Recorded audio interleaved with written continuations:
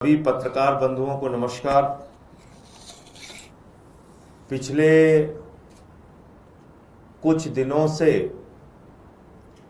प्रभु श्री राम के मंदिर में लूट का मसला चर्चाओं में है,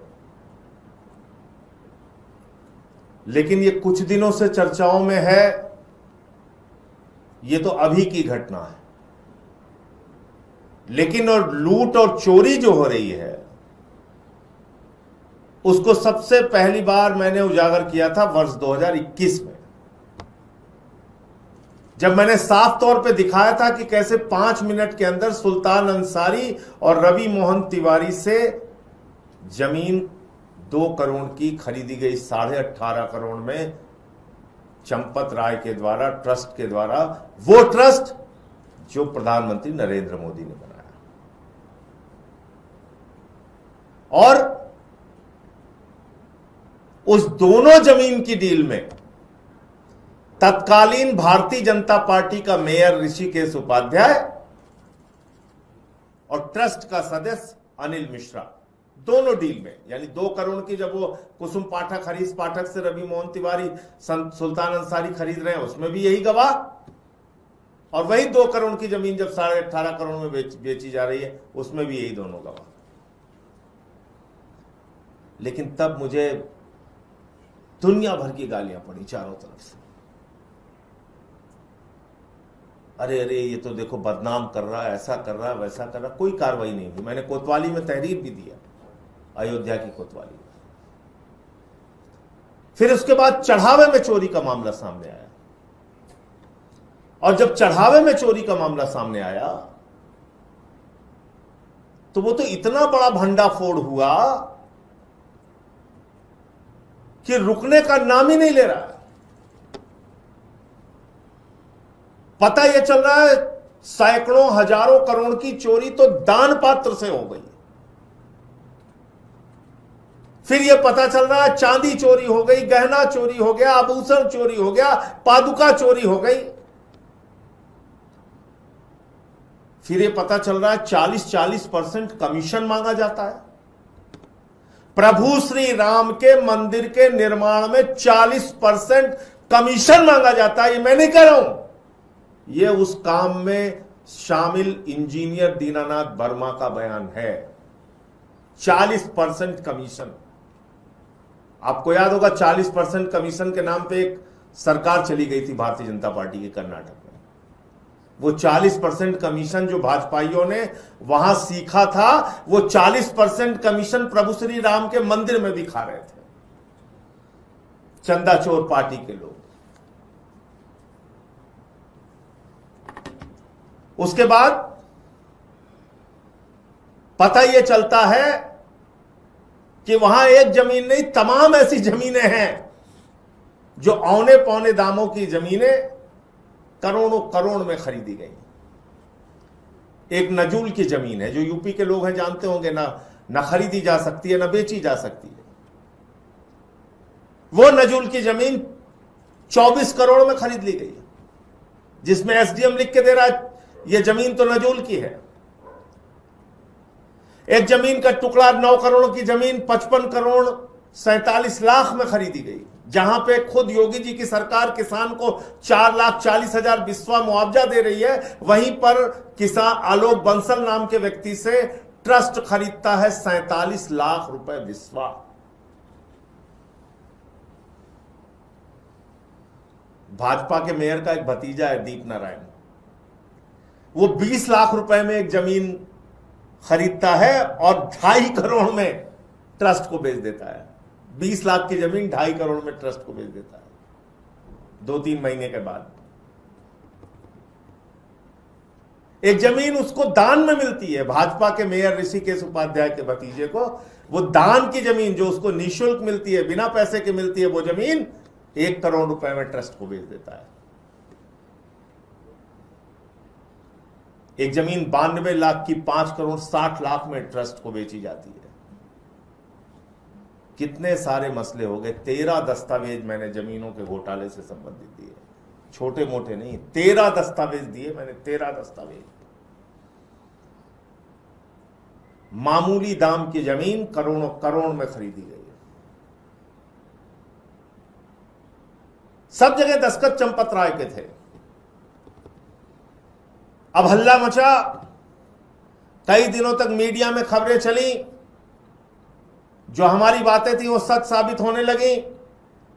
केजरीवाल जी ने ट्वीट किया, वीडियो बनाया, खुद पहुंचे। तो जिस दिन अरविंद केजरीवाल पहुंचते हैं, जिस दिन मैंने एसआईटी के सामने जाके दस्तावेज दिया, केजरीवाल साहब अयोध्या पहुंचते, आनंद फानन में एफआईआर लिख दी गई 8 लोगों के खिलाफ।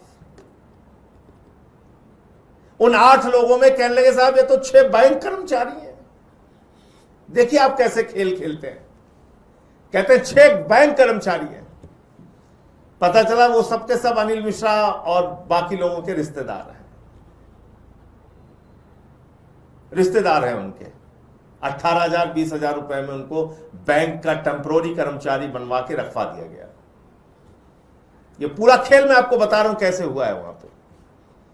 वही लोग गड्डियां गिनते थे, वही लोग गड्डियों में ज्यादा रुपए रखते थे और पैसा चोरी करके चंपत हो जाते थे। चंपत के नेतृत्व में,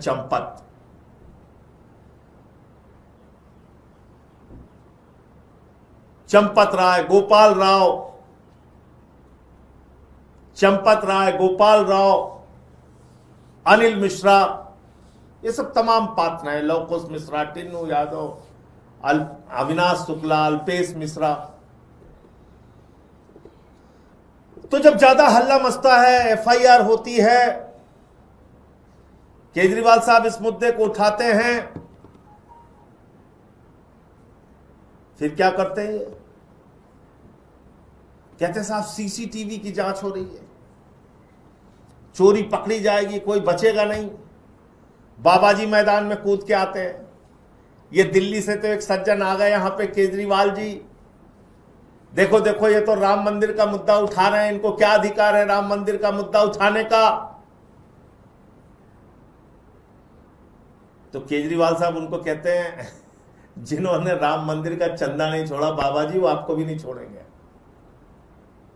आपको भी हटाएंगे। इस महापाप के खिलाफ जो लड़ाई लड़ रहे हैं उसमें हमारा साथ दीजिए। और आपको जानकर शर्म हो आएगी, 40 दिन में 70 बार चोरी के प्रमाण सीसीटीवी में आए हैं। 40 दिन में 70 बार, 40 दिन में 70 बार चोरी के प्रमाण आए हैं। लेकिन मेरा सवाल यह है कि सिर्फ 40 दिन की सीसीटीवी फुटेज क्यों देखी गई? सिर्फ 40 दिन की चोरी की जांच क्यों हो रही है? कहां से यह आंकड़ा 40 दिन का आया? क्यों नहीं महिपाल सिंह का बयान दर्ज किया गया, जो 2020-21 से चोरी की बातें कह रहा है? क्यों नहीं सालों साल से जो चोरी वहां पे चल रही है उसकी जांच की जा रही है? क्यों नहीं जांच की जा रही है? क्योंकि अगर पूरी चोरी खोल देंगे तो ये तो 40 दिन में 70 बार की खबर आई है, हजारों दिन में कई हजार बार की चोरी और कई हजार करोड़ के घोटाले का मामला सामने आएगा। क्या ये हजारों करोड़ रुपए सिर्फ चंपत राय ने खा लिए? क्या ये हजारों करोड़ रुपए सिर्फ अनिल मिश्रा ने खा लिए? क्या ये हजारों करोड़ रुपए सिर्फ ऋषिकेश उपाध्याय, जो भाजपा का मेयर था, उसने खा लिया? मैं इस देश के करोड़ों लोगों से कहना चाहता हूं, सोचिए जरा, विचार कीजिए। ये हजारों करोड़ की लूट में अगर शामिल हैं तो चंदा चोर पार्टी के कई सारे लोग शामिल हैं। उनकी जांच कौन करेगा? उनको गिरफ्तार कौन करेगा? क्योंकि चंदा चोर पार्टी ने ही एसआईटी बनाई, चंदा चोर पार्टी ने ही ट्रस्ट बनाया, चंदा चोर पार्टी से ही जुड़े चंदा चोर हैं। चंदा चोर पार्टी के चोरों की जांच चंदा चोर पार्टी के द्वारा नियुक्त किए गए अधिकारी कर रहे हैं। तो चंदा चोर पार्टी का ट्रस्ट, चंदा चोर पार्टी के लोग, चंदा चोर को बचाने वाले भी चंदा चोर पार्टी के लोग। यानी तार ऊपर से लेके नीचे तक जुड़े हुए हैं। मोदी जी बात बात पे रोने लगते हैं, बात बात पे भावुक हो जाते हैं, सेना के कार्यक्रम में जाते हैं ब्रिगेडियर बन जाते हैं, मंदिर में जाते हैं बाबा बन जाते हैं, संत बन जाते हैं, महात्मा बन जाते हैं, चुनाव का मौका आता है गुफा में चले जाते हैं। लेकिन जब से प्रभु श्री राम के नाम पर चंदा चोरी और लूट हुई है, एक शब्द भी भारत के प्रधानमंत्री के मुंह से नहीं निकला। एक शब्द भी भारत के प्रधानमंत्री के मुंह से नहीं निकला। क्यों नहीं प्रधानमंत्री जो बात बात पे चिल्लाते चीखते बोलते रहते हैं, क्यों नहीं अब तक उन्होंने बयान दिया कि इन चंदा चोरों को फांसी होनी चाहिए? क्योंकि चंदा चोरी में चंदा चोर पार्टी यानी मोदी की पार्टी के लोग यानी भारतीय जनता पार्टी के लोग भी शामिल हैं। अब ये मैं कैसे कह रहा हूं? इन्होंने मंदिर प्रकोष्ठ बनाया था, मंदिर प्रकोष्ठ। उस मंदिर प्रकोष्ठ के नाम पे हजारों करोड़ का चंदा पूरे देश में इकट्ठा किया था, हजारों करोड़ का चंदा इकट्ठा किया था। भाजपा के विधायक ड्यूटी पे लगाए गए, भाजपा के सांसद ड्यूटी पे लगाए गए, भाजपा के मंत्री ड्यूटी पे लगाए गए, आरएसएस के लोग ड्यूटी पे लगाए गए। उनको टास्क दिया गया, बोले हुजूर क्या करना है? बोले इस जिले से 5 करोड़ रुपए इकट्ठा करना है। बोले हां साहब इकट्ठा करना है। राम के नाम पे दे दे बाबा। लोगों ने कहा ले ले बाबा, कोई दिक्कत नहीं। एक प्रतापगढ़ के हमारे बुजुर्ग का वीडियो में देख रहा था इस कार्यक्रम में, एक प्रेस वार्ता में आने से पहले। वो कहता हमारे बच्चे रोते रहे, हमें समझाते रहे पंडे खा लेंगे पैसा बाबूजी, पंडे तुम्हारा पैसा खा लेंगे, तुम्हारा पैसा ये चंदा चोर लोग खा लेंगे, चंदा चोर पार्टी के लोग खा लेंगे।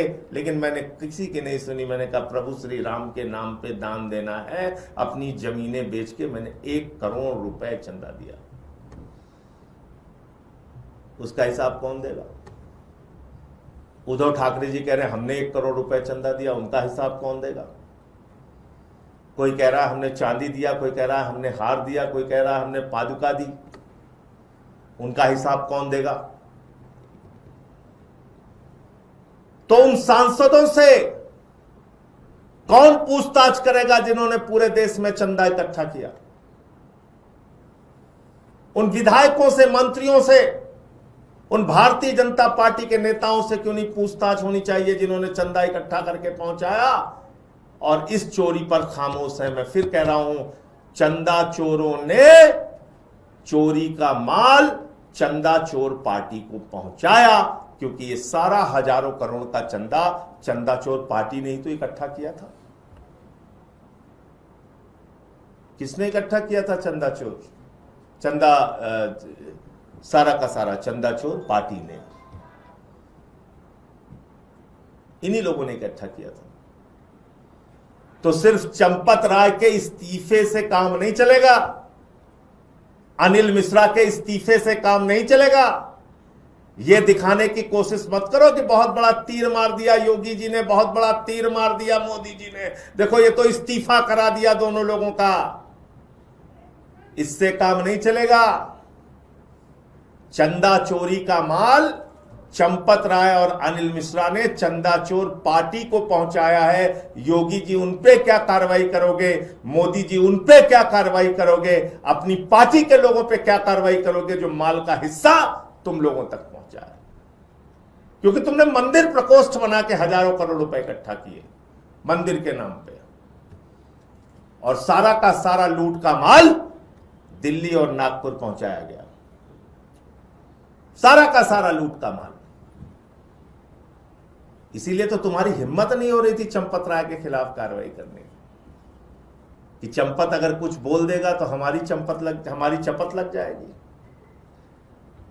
गोपाल राव पे कुछ नहीं कर रहे थे, अनिल मिश्रा पे कुछ नहीं कर रहे थे। तो ऐसे महापाप करने वाले चंदा चोरों को फांसी होनी चाहिए जिन्होंने प्रभु श्री राम का पैसा लूटा है। राम लला विराजमान के पक्ष में फैसला हुआ है।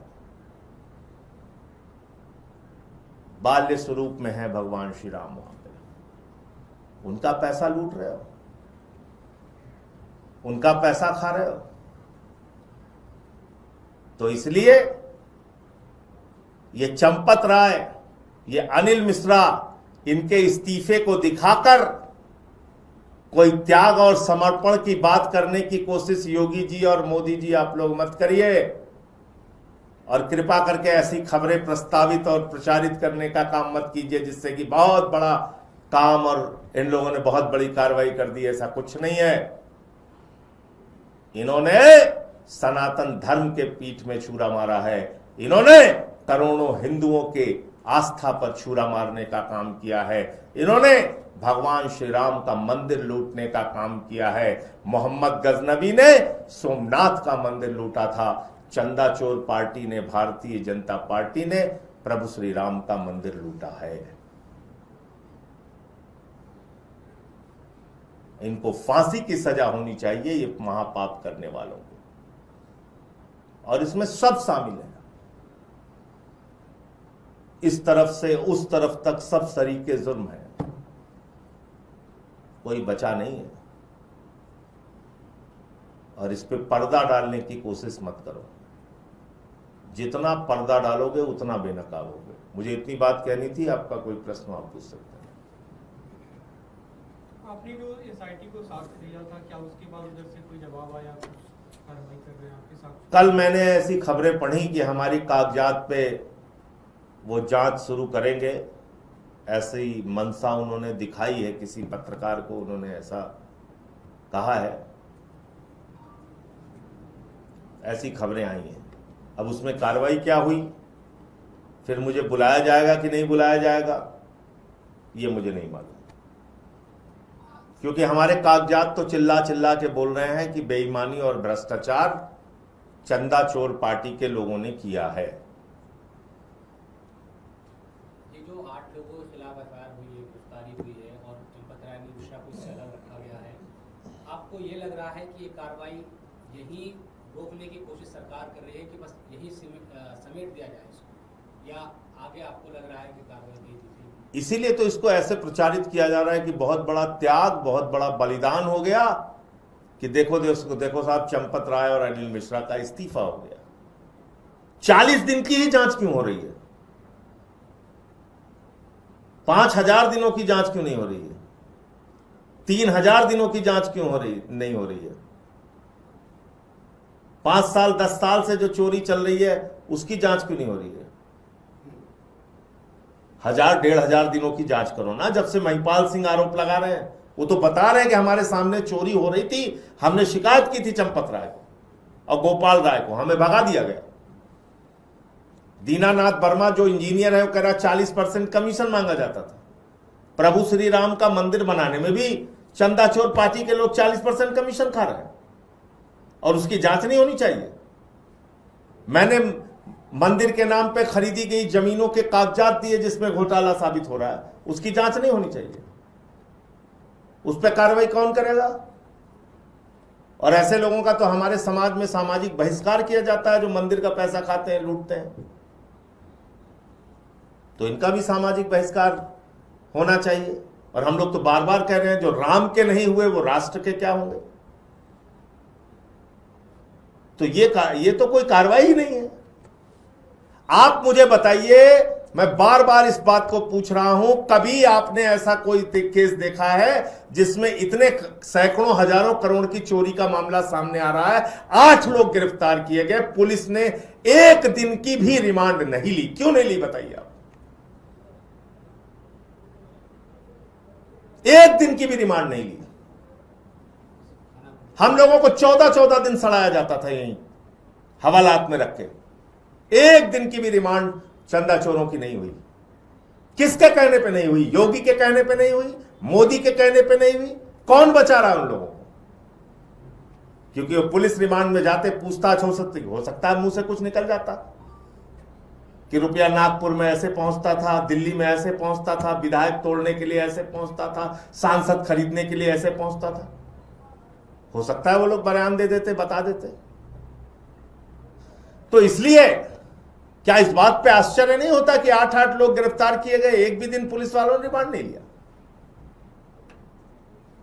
सर आपने कहा कि उनका जो इस्तीफा है सिर्फ वही काफी नहीं है, आप ये कह रहे हैं कि फांसी होनी चाहिए। इसके अलावा एक सवाल ये कि और क्या चंपत राय के खिलाफ एक्शन होना चाहिए, प्लस क्या किसी और एजेंसी को भी दखल देना चाहिए जांच में? एसआईटी को आप कह रहे हैं कि एसआईटी भी इनकी, तो फिर किस पे भरोसा जब है? सैकड़ों हजारों करोड़ के घोटाले का मामला सामने है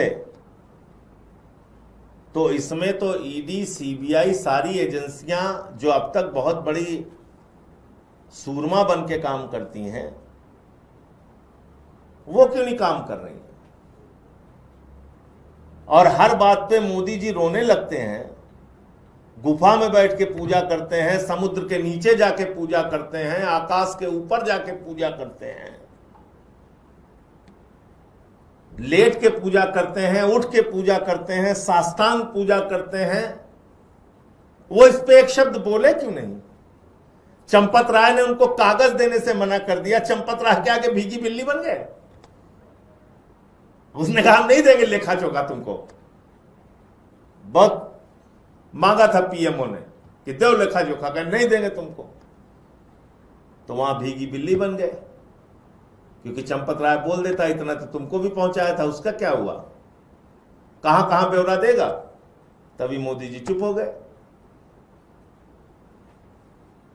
धन्यवाद।